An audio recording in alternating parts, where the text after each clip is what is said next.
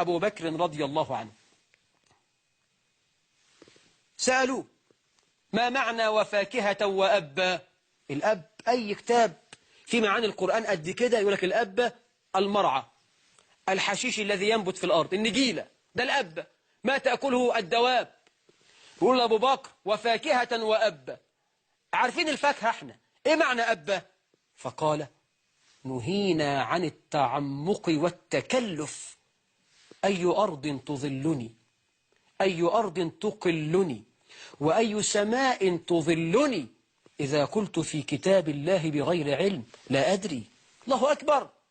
اللهم ارض عن أبي بكر الورع وعن جميع الصحابة. عمر بن الخطاب، أبو موسى الأشعري قال له في واحد عندنا اسمه صبيغ الأسلمي، الواد ده بيتكلم في المتشابه من القرآن، وده حال الناس اللي في قلوبها مرض، لأن ربنا قال في سورة آل عمران فأما الذين في قلوبهم مرض فيتبعون ما تشابه منه ابتغاء الفتنة وابتغاء تأويله. فسيدنا عمر قال له ابعتهولي ده، هاتهولي حبيبي ده هاته. فجاء عم صبيغ واستأذن على عمر.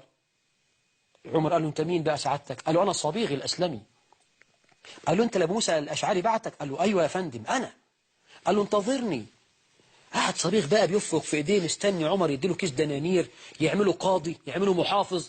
لا، سيدنا عمر خارج له بجريدة وضربه بها حتى أدماه وأغشي عليه. قال أريقوا على وجهه الماء فوقوه.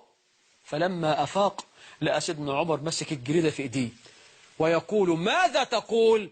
قال أقول أصبحنا وأصبح الملك لله. اتظبط.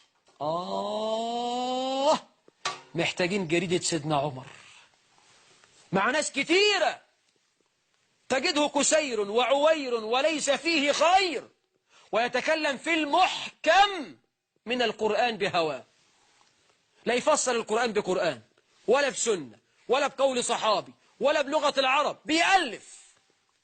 دول عايزين جريدة سيدنا عمر.